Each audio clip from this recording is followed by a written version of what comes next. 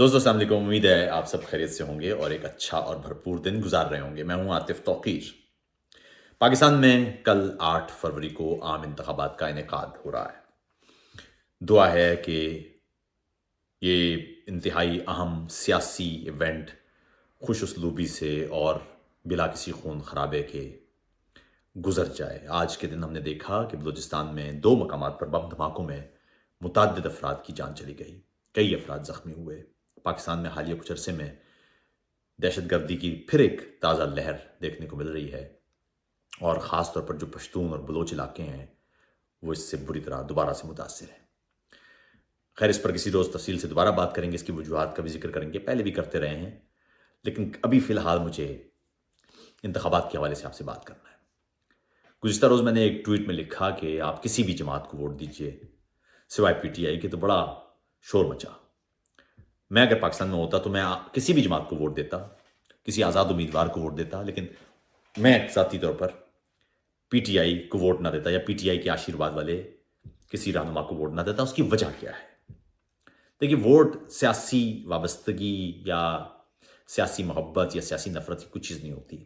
آپ صرف ایک چند چیزیں دیکھتے ہیں جو آپ کے اصول ہیں، ان اصولوں کے قریب کون ہے۔ کل انتخابات ہیں، میری خواہش ہے اور رائے ہے کہ آپ کسی بھی جماعت کو ووٹ دیں جو آپ کو درست لگ رہا ہے، لیکن ضرور ووٹ دیں، گھر پہ مت بیٹھے۔ بات یہ ہے کہ میں کس بنیاد پہ ووٹ دوں گا۔ میرے لیے سب سے زیادہ اہم بنیاد ہے کہ کوئی جماعت پاکستان میں سولن سپریمیسی اور جمہوریت کی علمبردار ہو۔ جمہوریت کیا ہے؟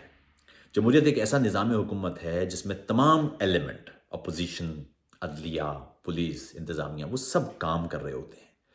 ایک ایسا نظام جس میں صرف ایک جماعت کھڑی ہو اور باقی سب کو وہ چور چور کہہ کے، ہر وہ جج وہ واہ واہ ہو جو اس کے حق میں فیصلہ دے، اور ہر وہ جج جو اس کے خلاف فیصلہ دے اس کو چور چور کہنا شروع کر دے، اور ہر وہ جرنیل جو اس کے حق میں ہو تو واہ واہ ہو جائے، اور ہر وہ جرنیل جو اس کے خلاف چاہے اس کو وہ میر جعفر اور میر صادق کہنا شروع کر دے۔ یہ کوئی سیاست نہیں ہے، یہ کسی طرح سے سیاست نہیں ہے، ایک سراسر نفرت ہے۔ جرمن میں کہتے ہیں نفرت رائے نہیں ہوتی، یہ سادہ سی بات ہے۔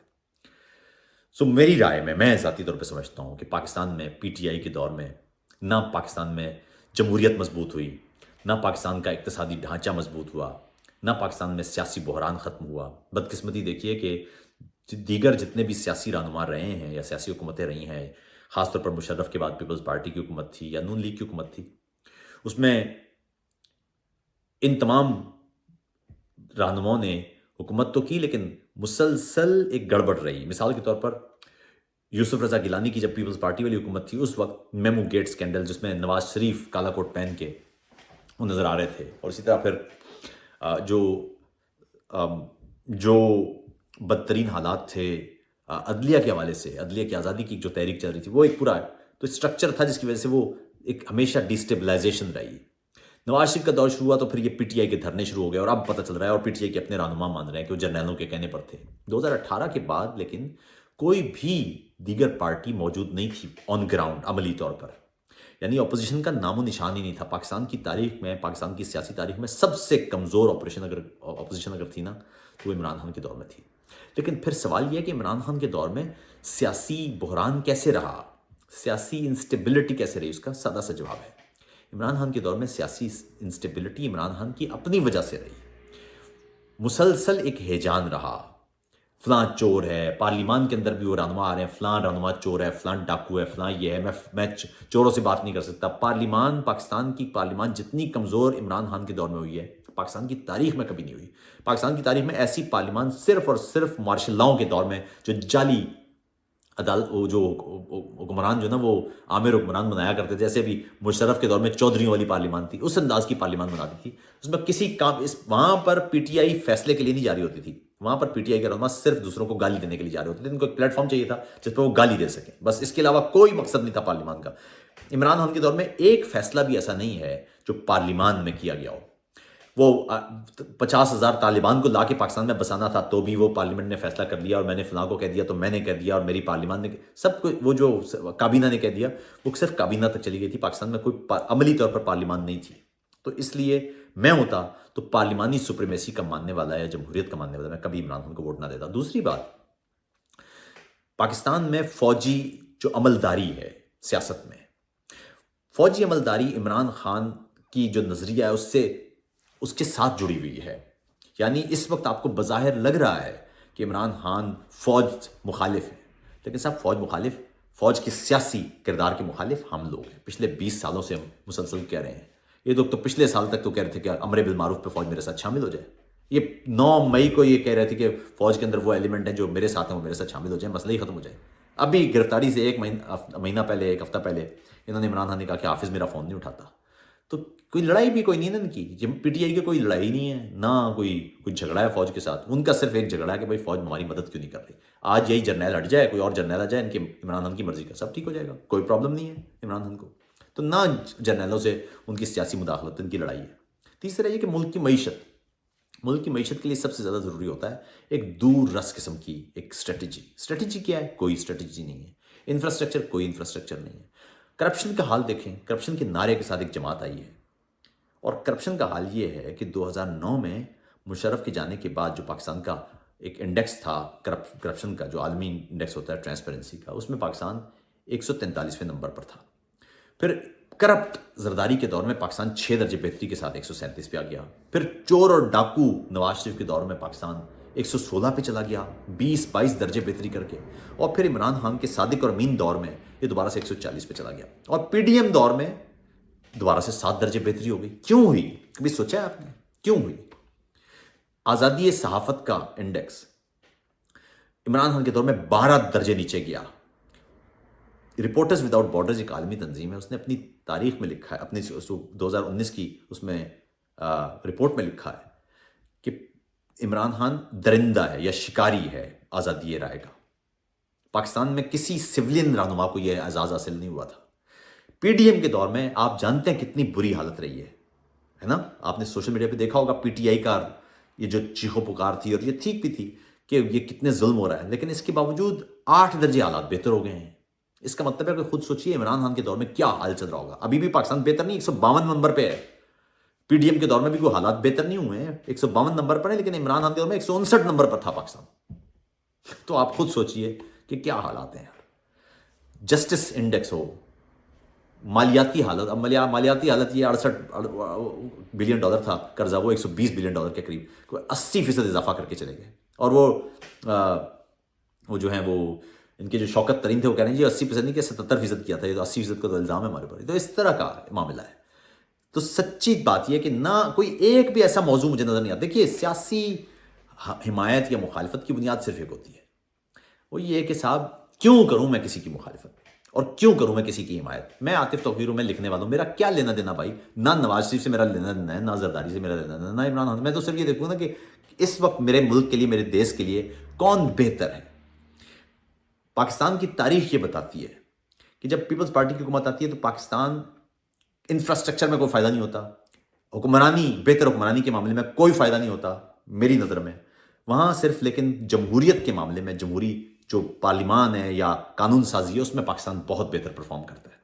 نواز شریف کے دور میں جمہوریت یا پارلیمانی یا قانونی طور پر پاکستان اتنا اچھا پرفارم نہیں کرتا، لیکن انفراسٹرکچر میں پاکستان بہت اچھا پرفارم کرتا ہے. یعنی جو معیشت کا چکر ہے وہ چلنا شروع ہو جاتا ہے. عمران خان کے دور میں کسی بھی شعبے میں پاکستان نے اچھا پرفارم نہیں کیا ہے، کسی بھی شعبے میں. یہ جتنا وہ نمبر گیم ہے یہ سارے، یعنی جملے بازیاں ہیں. یہ حالت یہ ہے کہ باجوہ جاتے ہوئے جی ایچ کیو میں جو تقریر کی، اس نے کہا صاحب ہمارے پاس ٹینکوں میں پیٹرول ڈالنے کے پیسے نہیں بچے تھے، اس لیے ہم نے جان چھڑوائی ہے عمران خان سے، ورنہ بڑے چاہ سے لے کے آئے تھے. ابھی بھی عمران خان کی آن گراؤنڈ سپورٹ موجود ہے، لیکن سپورٹ موجود ہونا یہ کافی نہیں ہے. سپورٹ تو مودی کی بھی موجود ہے، تو کیا مودی کا ہم سائڈ لینا شروع کر دیں؟ ابھی یہ ہالینڈ میں گیرٹ ولڈرز جو اسلام مخالف ہے، پیغمبر کے خاکے بنانے میں آگے رہتا ہے، مہاجرین مخالف ہے، یہ جیت گیا ہے، تو کیا اس کی حمایت کرنا شروع کر دیں ہم؟ دیکھیے ہمیں تو لائن پہ رہنا ہوتا ہے سیدھی. ہماری کوئی ذاتی دشمنی یا ذاتی پسند نہیں ہو سکتی. میں لکھنے والا ہوں بھائی، میں نے آپ سے سیریز بات، سادہ بات کرنی ہے. آپ نے مجھ سے پوچھنا ہے، آپ کے بچوں نے مجھ سے پوچھنا ہے. جب جو قلم اٹھاتا ہے نا اس کی رسپانسبلٹی بے انتہا زیادہ ہوتی ہے. آپ نے ہم سے پوچھنا ہے کہ آپ جب فوجیوں کی حمایت کر رہے تھے نا، اس وقت جتنے دوست اس وقت چیخ پکار کر رہے ہیں فوجیوں کی حمایت کیا کرتے تھے، ہمیں گالیاں دیا کرتے تھے. میرے پیج پر گالیاں لکھی ہوئی ہوتی تھیں یار، ہم دیکھ رہے ہوتے تھے. آج ان کو پتہ چل گیا اچھا جی وہ عاطف بھائی بات تو اب ٹھیک کر رہے تھے، بات اس لیے ٹھیک کر رہے تھے جو آج بات کر رہے ہیں یہ بھی ٹھیک ہے. 5 سال بعد آپ کو پتہ چلنی ہے، 5 سال بعد آپ نے پھر یہی کہنا ہے. غلطی مت کیجیے گا. समझ लें, गलती मत कीजिएगा। वोट जरूर डालें, किसी भी जमात को डालें, आजाद उम्मीदवार को डालें, लेकिन एक बात याद रखिएगा कि कोई भी ऐसी सोच जो पाकिस्तान को सिविलियन आमरीत की तरफ ले जाए, उसको किसी सूरत कामयाब नहीं होने दीजिएगा। हमें कहा गया था कि दो जमाती ये एक मुल्क चल रहा है, हम इसको 3 जमाती बनाएंगे। बहुत अच्छी बात है, बनाएं, लेकिन वो 3 जमाती नहीं बन रहा। वो कह रहे हैं यक जमाती बनेगा, एक जमात होगी, बाकी सारी जमातें खत्म हो जाएंगी। याद रखिएगा 1930 में जर्मनी में, मैं जर्मनी में रहता हूं यहां पर, और क्यों है ऐसा है कि इसलिए कि पीछे एक बैगेज था। यानी जर्मनी में भी पहली आलमी जंग के बाद आम आदमी महंगाई, गुर्बत और टैक्सेस के अंदर धंसा हुआ था। ऐसे में एक स्पेस बना, एक खला बना। और याद रखिएगा कि दुनिया भर में जब भी खला बनता है ना, और खासतौर पर जो सियासी खला बनता है, वो कभी भी मुस्बत फोर्स से नहीं भरता, वो हमेशा मनफी फोर्स से भरता है। यहां पर नाज़ी पार्टी इसी तरह मकबूल होना शुरू हुई और उसने कहा जी, और वो तरीका क्या है? तरीका ये है कि जो भी नुकात है ना, जो अवाम की दुखती रग है, उसको आप हिट करें। महंगाई, हम महंगाई खत्म कर देंगे, करप्शन, ये सब के सब करप्ट है। हालांकि साहब करप्शन इंडेक्स, खुद सोचो, करप्शन इंडेक्स में तो आपके दौर में सबसे ज्यादा करप्शन हुई है साहब। अच्छा है, तो इस तरह हुआ, और फिर हिटलर जर्मनी के चांसलर बन गया, और फिर उसके बाद वो जो आमरीत थी, वो एक ऐसी शदीद आमरीत शुरू हुई कि फिर उसका कोई अंत रहा नहीं। याद रखिएगा, अगर आपके मुल्क में फौजी आमरीत है तो आप लड़ सकते हैं, क्योंकि आइन आपके साथ खड़ा होगा। लेकिन अगर आपका मुल्क एक दफ़ा सिविलियन आमरीत बन गया, फिर आप उससे नहीं लड़ पाएंगे, इसलिए कि आइन सिविलियन आमिर के साथ खड़ा होता है। पुतिन और एर्दोआन की मिसालें हमारे सामने हैं। कोई एक बंदा अब उनके मुकाबले में खड़ा नहीं हो पा रहा। कोई एक सियासी जमात में, अभी पुतिन का जो मुखालिफ था नावलिन, क्या हुआ उसके साथ? उसी तरह अभी ये जो तुर्की में इंतखाबात हुए, हुआ क्या है? कोई मौका ही नहीं है किसी और के लिए। अगर आप एक ऐसा मुल्क चाहते हैं तो ज़रूर पीटीआई की तरफ चले जाएं। लेकिन मैं आपको सच बता रहा हूँ, मैं बतौर राइटर कभी भी किसी सूरत ऐसी किसी जमात को वोट देने का सोच भी नहीं सकता जो जमात मुकालमे पर यकीन न रखती हो, जो जमात सिविलियन सुप्रीमेसी पर यकीन न रखती हो, जो जमात दस्तूर की बालादस्ती पर यकीन न रखती हो, और जो जमात जमहूरियत पर यकीन न रखती हो। और जमहूरियत ज़्यादा वोट लेने का नाम नहीं है, बल्कि जमहूरियत अपोजिशन, अकलियतों, इन सब को दस्तूर के ज़रिए जोड़ने का नाम है। जमहूरियत में सबके अफ़ाल होते हैं, अफ़ाल तय हैं। जमहूरियत अपोजिशन के बगैर नहीं होती। अपना बहुत ख्याल रखिएगा। कल ज़रूर वोट दीजिएगा, लेकिन वोट देते हुए इन बातों का ख्याल रखिएगा कि कल का वोट आपकी तकदीर पर असर डालेगा। पिछले वोट जिनको हम समझते हैं ना कि कोई फ़ायदा नहीं हुआ, उन्होंने भी हमारी तकदीर पर असर डाला है। ये ज़रूर वोट दीजिए, ख्याल रखते हुए कि पाकिस्तान किसी सूरत आमरीत की तरफ ना जाए। अपना ख्याल रखिएगा। अस्सलाम वालेकुम।